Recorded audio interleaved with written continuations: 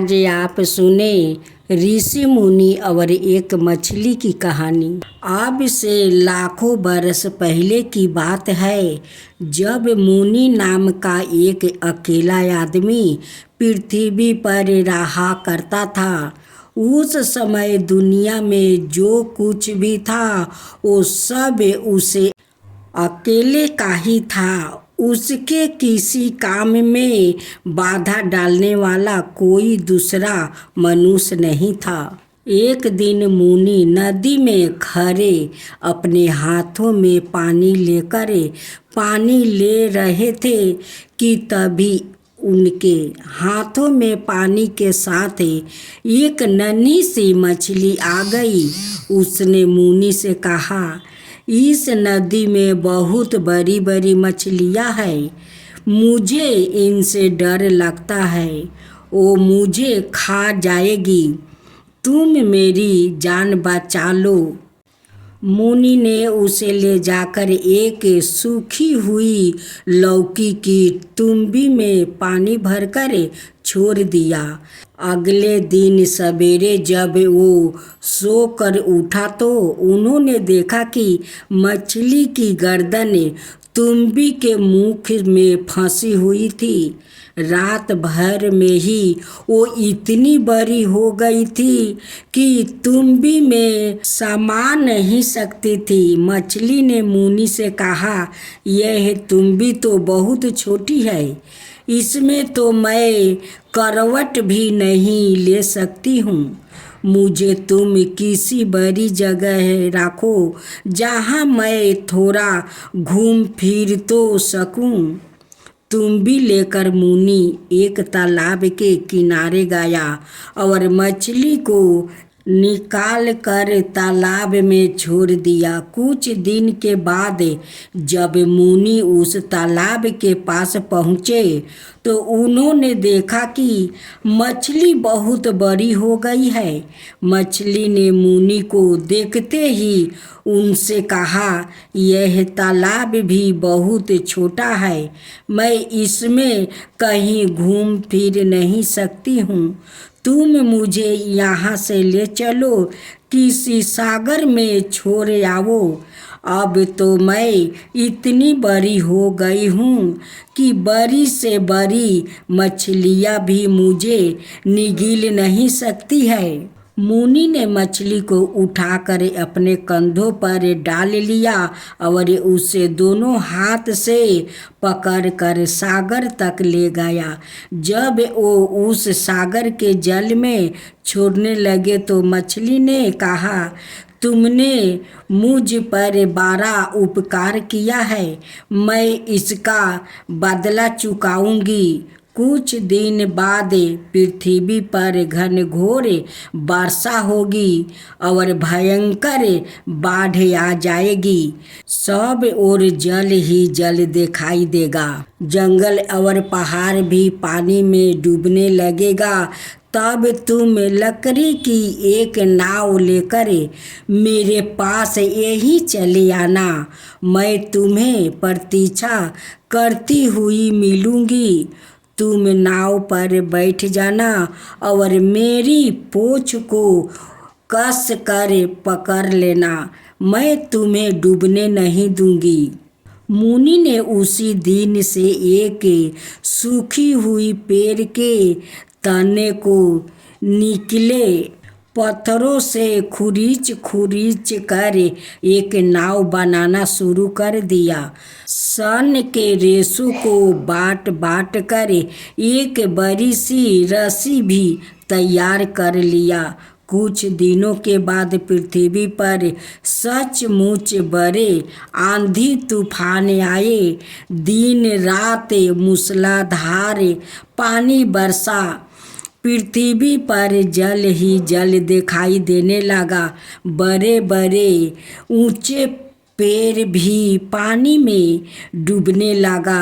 मुनि पेड़ के तने की नाव को सन की रस्सी से बांधकर खींचते हुए सागर के किनारे ले गया।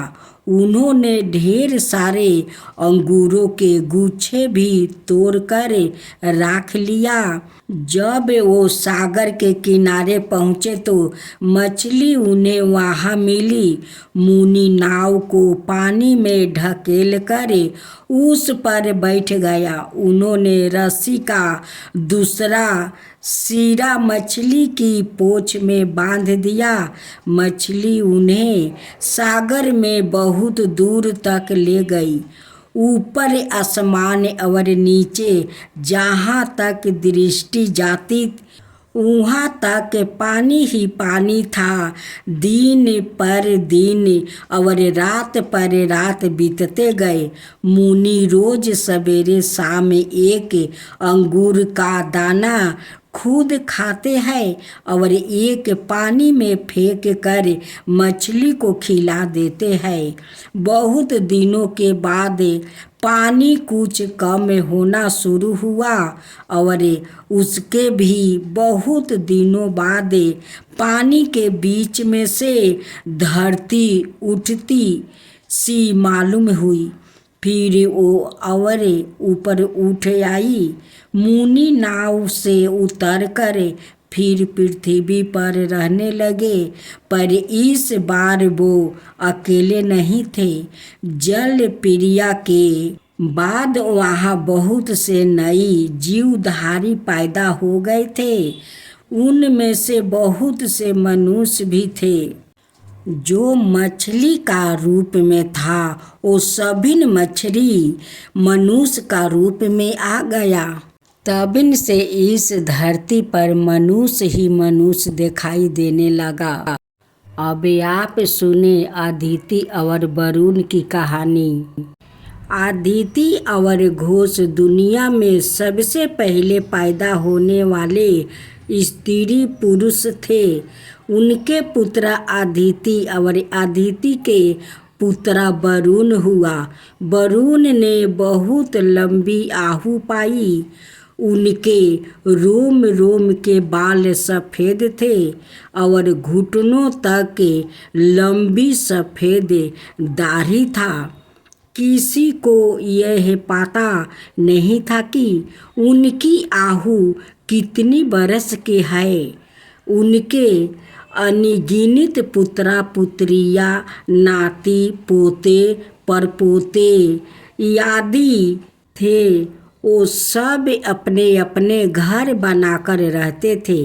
उनमें से कुछ शिकार खेलते हैं, कुछ मछलियाँ पकड़ते हैं और कुछ खेती भी करते हैं। चोरी वो नहीं करते थे, पर उन्हों आपस में लड़ाई झगड़े की घटनाएं अक्सर होने लगी थी। अक्सर हत्या तक हो जाती थी। एक बार उन सब ने सोचा, हम क्यों ना किसी एक को अपना राजा चुन ले। वो हमारे झगड़े लिपटाए और अपराधियों को दंड दे, जिससे हम सुखी शांति से रह सके। उन्होंने वरुण के पास जाकर कहा, आप हम सब लोगों से बड़े हैं, आप हमारे राजा बन जाए। वरुण ने कहा, मैं तैयार हूँ, पर तुम सबको मेरा कहना मानना होगा और जैसी मैं आज्ञा दूँ वैसा ही करना होगा। मैं दंड भी दूंगा तो उसे सहना होगा। उन सब ने एक स्वर में चिल्लाकर कहा, हमें शिकार है। वरुण राजा बन गया।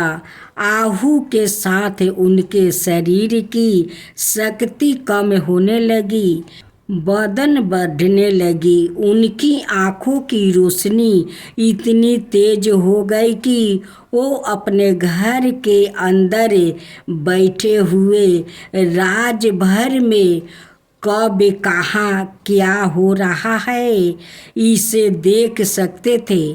पहाड़, जंगल और दीवारों उनके देखने में कोई रुकावट नहीं डाल सकते थे।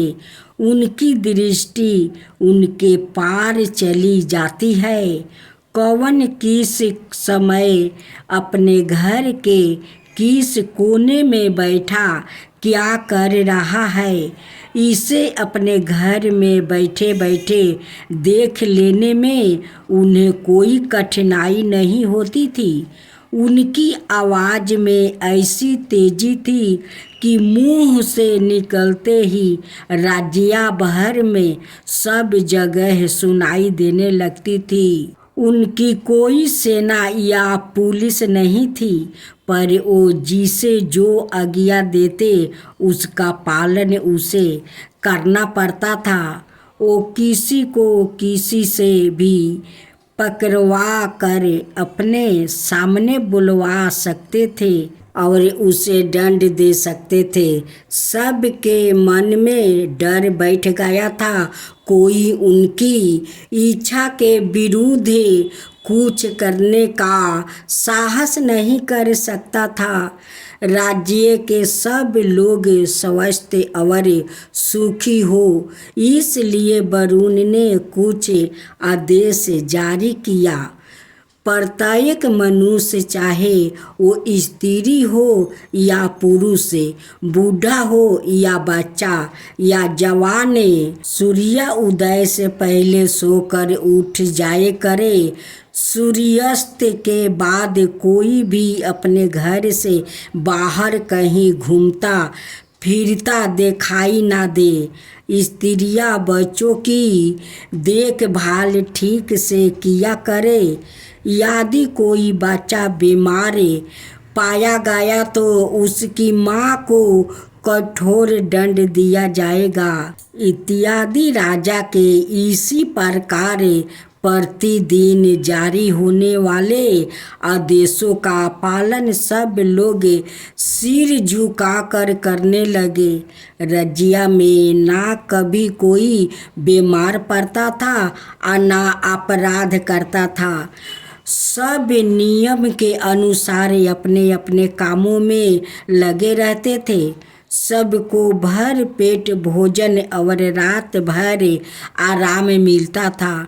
हर दिन हर समय किसी दूसरे के बनाए नियमों में बंध कर काम करते करते राज्य के निवासियों को ऐसा लगने लगा था मानो वो इंसान नहीं कठोर हो। उनकी अपनी कोई इच्छा नहीं रह गई थी। राजा की इच्छा ही सब कुछ थी। कोई अपनी इच्छा से ना हंस बोल सकता था और ना चल फिर सकता था। जीवन का आनंद समाप्त हो गया था। एक दिन वो सब मिलकर वरुण के पास गया। वो चिल्ला चिल्ला कर कहने लगा, हम अब तुम्हें अपना राजा बनाना नहीं चाहते हैं। हम तुम्हारी इच्छा अनुसार चलते चलते थक गए हैं। अब हम किसी और को अपना राजा बनाएंगे। वरुण ने कहा, तुम ऐसा नहीं कर सकते। मैं तुम सबको अपनी शक्ति से कुचल कर रख दूंगा। वो सब चिल्लाए, तुम्हें वो शक्ति हमारी दी हुई है, हम उसे वापस लेते हैं। वरुण ने क्रोध में भर कर आंखों तरेरी आवाज की, करक दिखाई, दांत किटकिटाते पर किसी पर उनकी इन बातों का कोई असर ना हुआ। आखिर वरुण को राज्य छोड़कर जाना पड़ा। उन्होंने बहुत दूर सागर के किनारे जाकर एक घास भूसे की कुटिया बना ली और अकेले उसमें रहने लगा।